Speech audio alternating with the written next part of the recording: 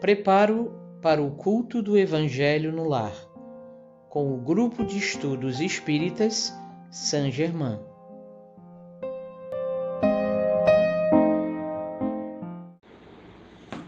Olá pessoal, chegando mais um capítulo hoje do nosso podcast, do nosso queridíssimo Médico Jesus, esse livro de José Carlos de Luca.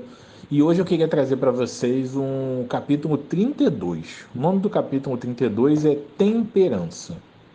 Vamos lá pessoal, qual a frase do capítulo? Indubitavelmente, quando um homem comete um excesso qualquer, Deus não profere contra ele um julgamento, dizendo-lhe, por exemplo, foste guloso, vou punir-te. Ele traçou um limite, as enfermidades, e muitas vezes a morte são as consequências dos excessos. Eis aí a punição, é o resultado da infração da lei, assim em tudo. Vamos lá, vamos para o capítulo, pessoal. Forte essa frase inicial, né? Jesus prescreveu o remédio da vigilância para nossas dificuldades. Vigiar é observar-se com atenção. Fiquemos atentos para os reais motivos que nos fazem descer as escadas do desequilíbrio. O que nos leva a comer exageradamente? O que nos faz beber além da conta? O que nos impulsiona a falar mal do próximo? O que nos faz perder o humor? O que nos leva ao pessimismo? O que nos faz ficar revoltados contra tudo e contra todos? Geralmente caímos em tais situações sem notar os gatilhos que disparam.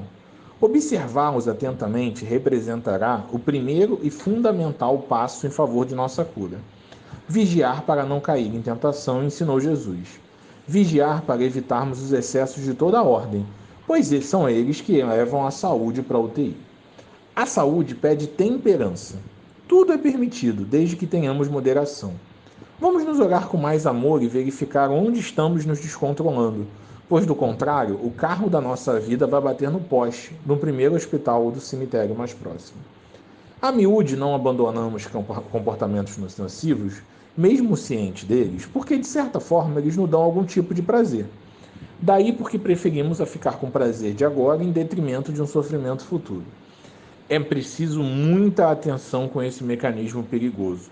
A vigilância nos ajuda a inverter esse raciocínio para identificarmos desde agora o sofrimento que nossos hábitos nocivos já estão produzindo. Ou nós, por exemplo, vamos querer experimentar todas as doenças causadas pelo cigarro para saber dos prejuízos que o fumo acarreta. Pessoal, esse capítulo traz algumas reflexões, é um capítulo até curto, mas traz muita coisa importante e me chamou a atenção alguns pontos, né?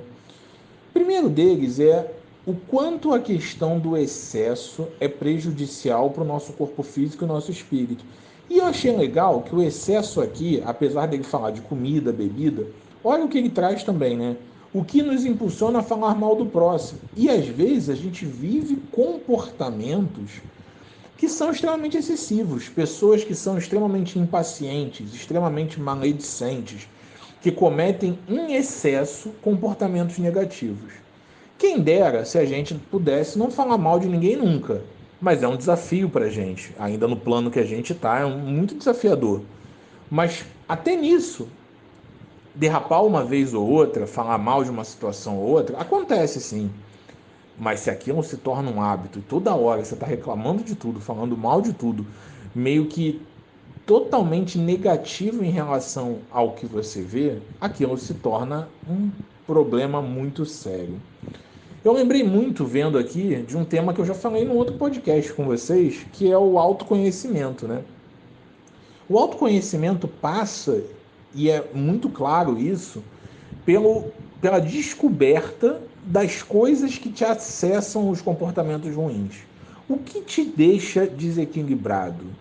O que te deixa fora do seu eixo? O que te faz mal ao ponto de você agir de uma maneira que você muitas vezes sabe que é errada, mas não consegue controlar? A gente precisa entender isso, a gente precisa buscar essa origem. Porque se a gente consegue entender isso, a gente pode evitar que aquilo aconteça.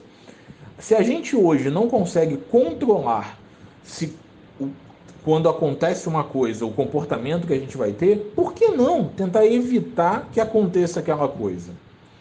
Por que não evitar, por exemplo, se eu sou uma pessoa impaciente, se no trânsito eu me estresso, por que eu não posso tentar, se possível, claro, me organizar para sair num horário de menos trânsito? Mas é muito cedo, mas às vezes é melhor para a tua saúde mental. por que não tentar buscar a fonte e o gatilho do seu problema, para aí sim você se comportar do jeito melhor para você mesmo. E claro, você ficando bem, tudo ao redor vai estar melhor também. E que a gente sempre lembre que existe um conceito que às vezes a gente consegue entender, mas às vezes a gente se perde. Tudo na vida existe a lei de ação e reação. As ações que você traz, elas vão trazer consequências para o seu futuro, seja no seu corpo físico, no seu corpo mental, nas suas encarnações, e faz parte sim. Então tudo tem uma consequência. Mas isso é totalmente diferente de você achar que Deus é um ser que castiga, punitivo. Não, não. Quem se castiga somos nós mesmos. Quem provoca as dores e as tristezas somos nós mesmos. Então, aí está a chave para a gente poder entender. Vamos assumir as responsabilidades e vamos tentar, acima de tudo, vigiar, orar e vigiar. Orai e vigiai, como os Espíritos trazem para a gente em diversos ensinamentos, diversos livros espíritas. É isso, pessoal. Mais uma reflexão, mais um podcast. Muito obrigado aí por vocês estarem com a gente ouvindo esse podcast de hoje. Um beijo, abraço para todo mundo.